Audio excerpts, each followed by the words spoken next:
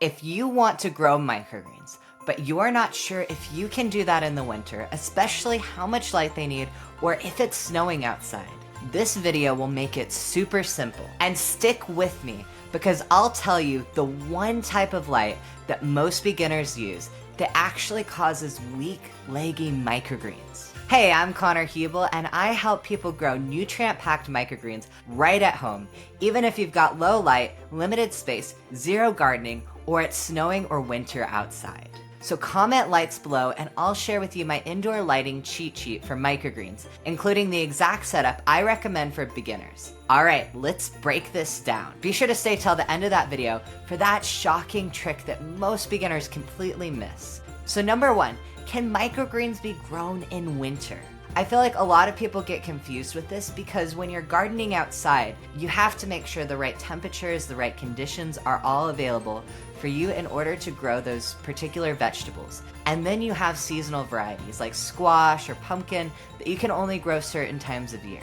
And then wherever you live in the US will change what kind of plants you can grow, what the ideal climate is, all of that, which makes it so that you have to be very particular when gardening outdoors. So just erase all of that when it comes to microgreen growing, because you can grow any type of microgreen anywhere, even if it's super hot outside or it's snowing, because you're growing indoors. You don't have to worry about growing them outdoors. I have a video right here if you do want to watch the benefits, the pros and cons of growing outdoors or indoors. My personal preference is to grow them indoors because you have complete control. You know your temperature indoors, you know the humidity, and you know how much light your microgreens are getting. So growing them indoors is super simple, and you don't have to worry about the snow. You don't have to worry about super dry temperatures. So highly recommend growing indoors. And so you can grow your microgreens year round. And it doesn't matter what variety of microgreens you grow, you can grow them indoors. So now with that out of the way, you can grow them even right now during Christmas time, even right now during the holiday season. How much light do microgreens actually need? And also, do I have to worry about getting a massive setup and being like those major microgreen growing farms? The short answer is you do not have to worry about that. A lot of times I find that people get really confused with microgreens and think there's this massive setup that needs to happen. Quite honestly, all you need is your tray, your seeds, and your soil, and a window or LED light. And I'll dive more into the benefits of both lighting in a minute. And why this is so easy is because you just put your soil down, your seeds on that tray, and have some light, and your microgreens are gonna grow. The reason why people have bigger setups is because they're growing for more quantity. And when you're growing for a bigger quantity, you want to make sure that it's even more controlled. But when you're just starting out, you just need a simple setup. It is so easy to grow your microgreens that I like to say you may not have a green thumb, but you have a microgreen thumb. And so it is incredibly simple. I cannot stress it enough. It's as easy as going over to your microgreens, watering them once a day, and then that's it. Just 5 to 15 minutes. Super simple. So as far as light, microgreens don't need full direct sunlight. In fact, just next to a window, ambient light is perfect. And the reason is that microgreens are really hardy, really strong, and direct sunlight could actually be more harmful than good, depending upon the level of sunlight and the heat. Because if it's direct sunlight and it shrivels the microgreens up, that's not going to be beneficial. So just right next to a window is really good. In fact, how I started growing microgreens is I just got like a little shelf, put it right next to my window, my back door window, and grew my microgreens there. Super easy. And as far as grow lights, there's some small grow lights that you can use. So if you find that your microgreens just aren't growing next to that window, maybe there's not enough light, or the thing that I'll mention at the end of this video, then what you can do is you can get some grow lights. And there's a variety of different kinds and benefits to either one. The most popular are LED grow lights, especially like a shopping light is really simple. Just like a long strip of LED light. It is a little bit more pricey to do that, so I recommend just getting like a small grow light. It's like that big. Just put it right above your microgreens, and you can get these on Facebook Marketplace, Amazon. I'll link a couple below in the description so you can check them out. And this part is really simple. As long as they're getting light, it doesn't really matter as long as they're growing. So just that LED light is going to be perfect for them. Ideally, windows that get the most sunlight in your house are going to be the optimal for microgreen growing. if you want to go the sunlight route. Either way, you're going to be able to grow your microgreens. And if you just want to go completely lean on growing your microgreens, just get a microgreen kit, put it right next to your window, and you're good to go. As far as the lights, if you just get like a small grow light, that's like $15. And then if you want to get like a longer shop light, if you're going to do 2 or 3 microgreens at a time, those can go around anywhere from $50 to $75. So it is a little bit more pricey if you're going that route. But if you're at that point, you're growing a lot of microgreens already. But I recommend just like a small little grow light to start out with. And as far as the amount of light that they need consistent, moderate light for 10 to 12 hours a day. And there are 3 ways to do that. And we'll just go over them real quick, which is your bright natural light from windows and gardening, which we talked about. At least 6 hours of bright indirect sunlight. If you come by and you see that they're growing in one direction, so you'll take the microgreens, you'll rotate them, and then when you do that, the microgreens that were leaning this way will now start to be going straight up because you'll be evening them out. So really powerful. Option 2 is regular household lamps. This surprises people, but you can grow your microgreens under normal lamps. So look for LED bulbs about 9 to 12 watts, 5,000 to 600,000 daylight color. And keep the light at about 6 to 10 inches above the greens. And this is great for beginners and budget growers. That way you don't have to go out and get a whole new grow setup, grow lights, all of that stuff. And then if you did want to go with the LED grow lights that I was mentioning, it's a sweet spot, very inexpensive, and consistent results year round. You don't have to worry about rotating your microgreens or doing any little tweaking that you might with a household lamp. It just creates those strong, straight stems, and that's why you'll see in a lot of grow setups that they'll have those like big grow lights and that like in those whole areas, is because it creates that strong, straight stem and tends to have a thicker stem, richer color and flavor. And it's super low energy usage. And the grow lights take the guesswork out, especially in the winter. So like I mentioned, I'll just put a link for a couple of those.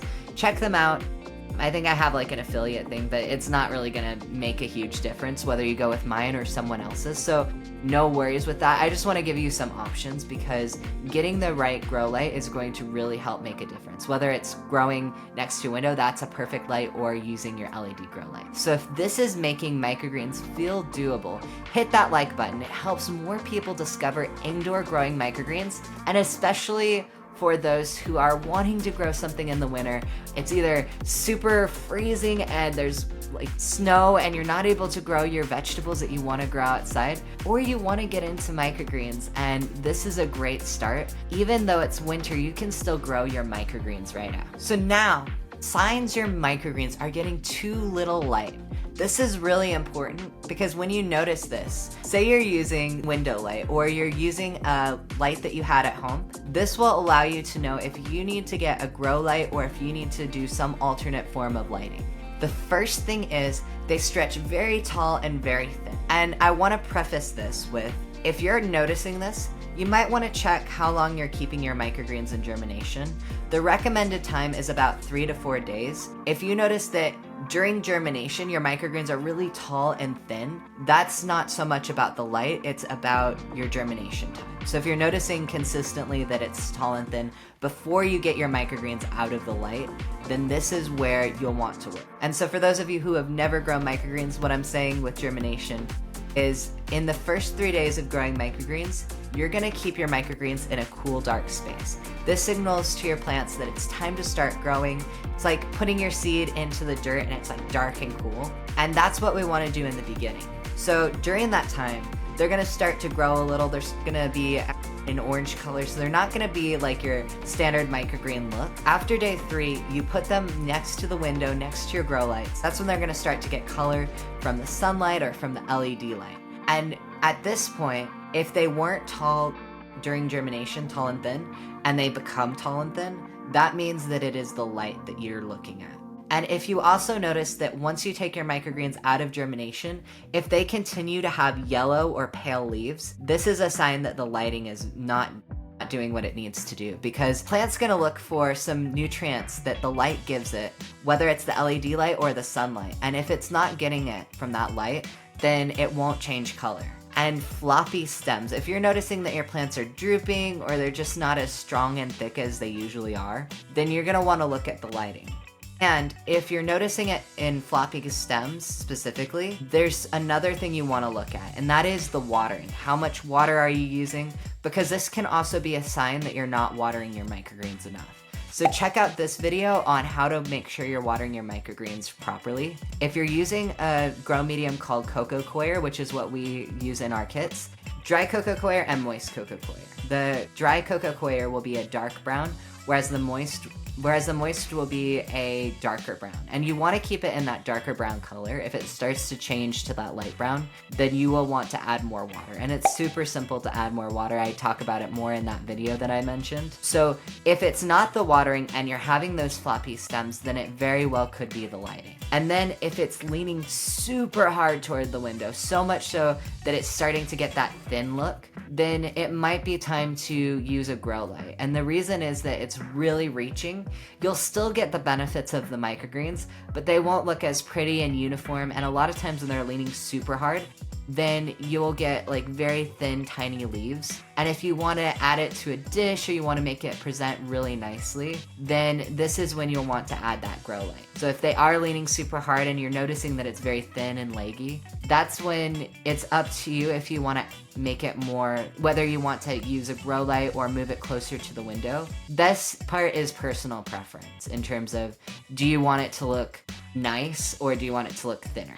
And quite honestly, I'm someone who I don't really care if my microgreens look absolutely perfect, so this wouldn't be the sign for me to go change to an LED light. However, if you do want that like nice, rich, thick look, then I would recommend a grow light at that point. Or if you're using a grow light and it's not working, seeing if there's a different quality grow light that's even better.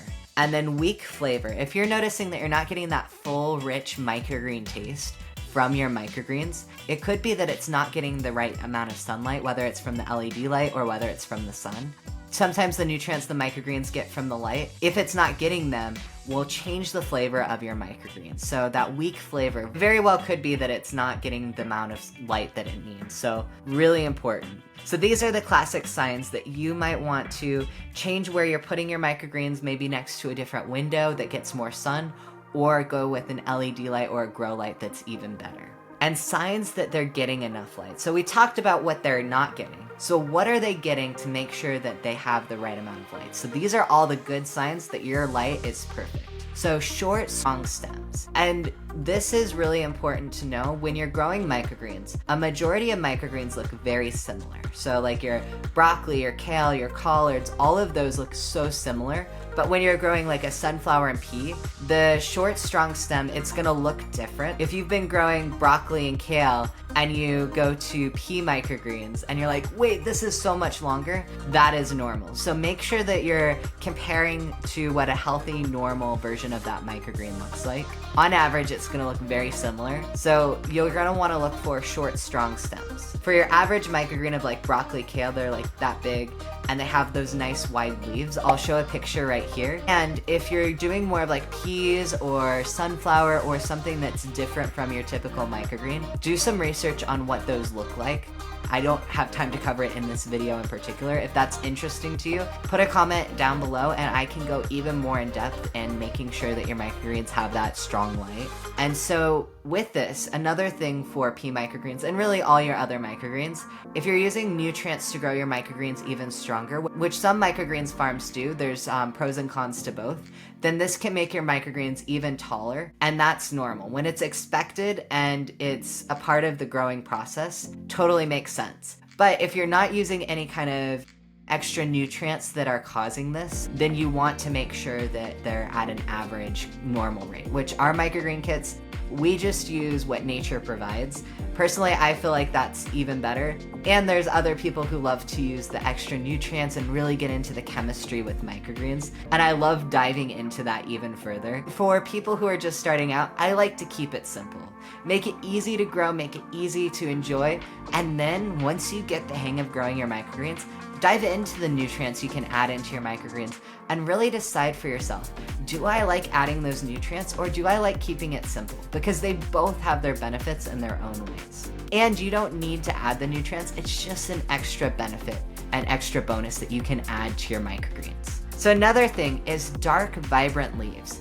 You'll notice that they have that nice rich color. They're really vibrant. They're not like a super, super light green. When you have like where it's almost washed out, that's not what we're looking for. We're looking for that dark, really full and rich microgreen.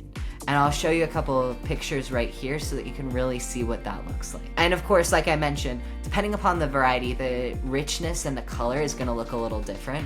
So search up whatever microgreen it is. Like if it's broccoli microgreens, search up some broccoli microgreens and you'll see a lot more of the color and the richness to reference, because some microgreens do have more of a rich, full color than others. So that's my one preface for this particular one. Another one is even growth. If you've measured your seeds and you've spread them across evenly, this part is key. Make sure you spread your microgreens across evenly.